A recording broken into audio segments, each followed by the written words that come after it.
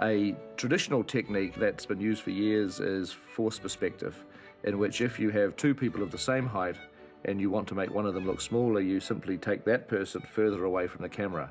So suddenly the camera is seeing somebody close at a certain height and somebody further away at a smaller height. Now, the force perspective technique is based upon a camera being static, restricted to movements of pan and tilt only.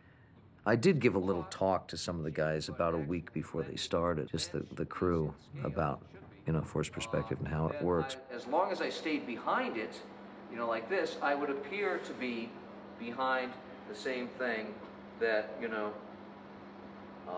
Lisa is sitting on. There's still a sort of wonderful immediacy about the force perspective process because you got it all on the camera. The difference between a hobbit and a human, it's like 0.75 is a hobbit to a human, which if you invert that, a person needs to be roughly a 1 1/3 times further away than what they would have to be if they were really a hobbit. So if you wanted Frodo and Gandalf to be standing side by side and they're 10 feet away from the camera, then you would want to put Frodo 1 1/3 times further away than that. We also used a lot of duplicate set work and prop work for different scales of people to act against. We really just used a slide rule and scaled up and scaled down accordingly. Some examples of this are Bag End Interior, where we built two versions of the same set, exact replicas of each other at two different scales. A large size scale for Ian Holm to appear in, and a small scale, a Hobbit size scale, for Ian McKellen to walk through. Primarily on the small set, we had to spend days and days and days filming, and what was essentially like filming in a submarine. It was that crammed and that small. Everything that we did almost had to have several scales to accommodate and make this illusion come across on screen.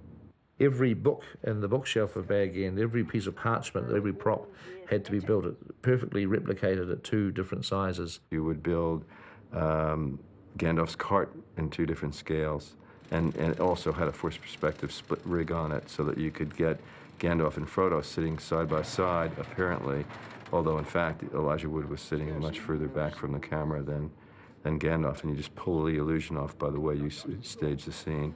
Whatever you did, you've been officially labeled a disturber of the peace.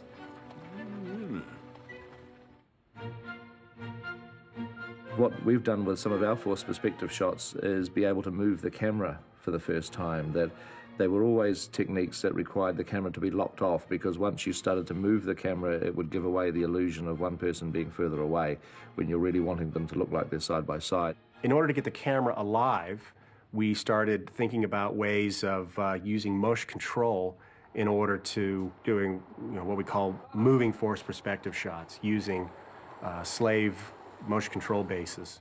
You do a motion control move where you have the one actor on a moving platform. So when the camera moves, you're doing your moves all relative. So you're literally sliding the guy along on the floor as your motion control motion control camera is moving along. You have the camera on a motion control dolly, making it move in and out or side to side. But you have another smaller dolly that's electronically hooked to it and does the exact same motion, but sort of in a counter movement. But every time you move one way on one dolly, the other one immediately responds. When you're actually viewing it, you're basically doing a split, and if you're doing a move around, when you do this split, it looks like they're moving in sync with each other, and it's because you're moving the two guys around relative to this moving camera. In the shot where Frodo is pouring tea for Gandalf at a table, and the camera kind of crabs past from one side of the table to the other side, and in that instance, Ian McKellen was actually sitting on a dolly that was actually moving him slightly on a small-scale table with small-scale props, and it was not too far from a full-size table, a Frodo-sized table with larger Frodo-sized props. I've got a look there. For when he's standing? Yeah, but I don't, and I got a look there for when Elijah's sitting. What I don't have is a look when he's crouching, which is the beginning of the shot. Okay, well, we can give you that. We can go back to number ones and make sure that you've got that. Through camera, at one end of the move, everything lines up. When you move to the other end of the track, everything still lines up because that smaller table in Ian McKellen on that other dolly has moved slightly. It's kind of fun to actually build these things and see them in camera. You know, it's wonderful. It's fun to actually just, get dailies back and the shots done. It worked pretty seamlessly, and everyone was really amazed with the results. In the fires of Mount Doom, taken by Isildur from the hand of Sauron himself. Another technique that we used in order to create the sense of scale, the differences between the two actors and whatnot, is scale composites. And that's where we shoot each actor separately, and then later, the two pieces of film, put them back together again and composite them into one. We use blue screen photography so that you could do a pass on one actor with the camera closer to him, and the smaller actor, you could repeat that pass with the camera further away again against the blue screen, and then composite those two images together, or you could shrink one image down in the computer and composite it together. On my axe! I'm the tallest member of the Fellowship. I'm sort of 6'1". So there's this problem of scale. I should be bigger than the hobbits, and yet not as tall as the elf. In a way, it was very fortunate that Gimli was cast. John Rhys Davies played that role because his ratio in size to Elijah Wood and Sean Astin and Billy Boyd and Dominic Monaghan is actually correct. You're doing a multi-pass composite to get the right sizes for the hobbits and Gimli. You could photograph them all at the same time, and you'd only have to photograph separately the humans, Gandalf, Sean Bean, and Viggo Mortensen, in separate passes. So instead of having to do 3 passes for the 3 sizes, you could actually get away with 2 passes. 9 companions. So be it. You shall be the Fellowship of the Ring. Right. Where are we going? And when I first saw a completed bit of the film, which included a hobbit and me, Ian Holm as Bilbo, half my size apparently on screen, and me, it was only halfway through the scene that I realized that all our trickery had worked, and that I just accepted that he had been shrunk, or that I'd been magnified. And my heart stopped for a moment, and I thought, not for the first time, but we've made a very good film indeed. Just tea, thank you.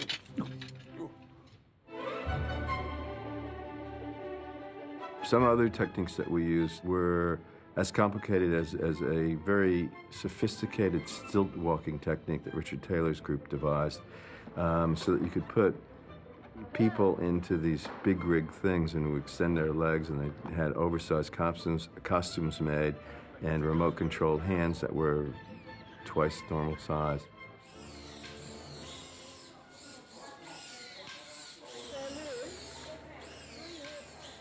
They're worn by very small performers who drive these big rigs around by climbing inside them. Please, we're going to have tankets to deal with. This is what I do. This is the big rig character, and walking around in these things is challenging. It's a little bit scary. I can handle that. It's like you can never be ready to jump off a cliff.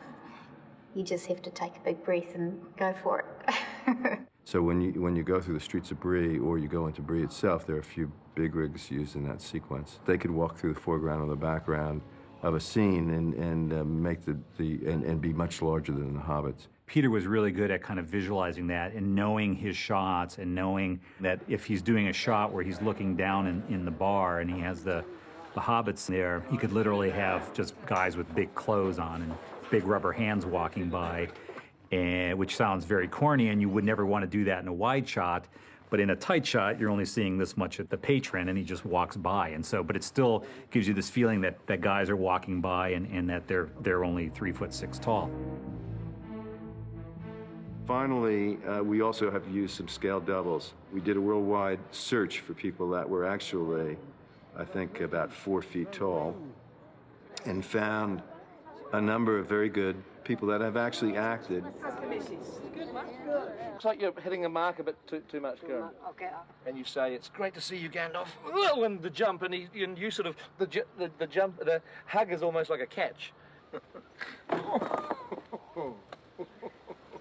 It's wonderful to see you, Gandalf. They have their back to the camera, so they're far enough away that they are just wearing wigs.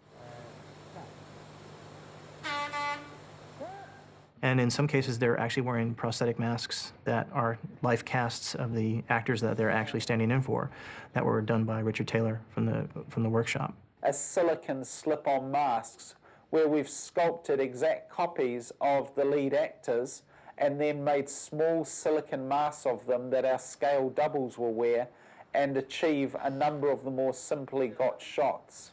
So for the wide shots, they would put our outfits on, put masks of our faces on, which was extremely bizarre, and they would kind of do the action.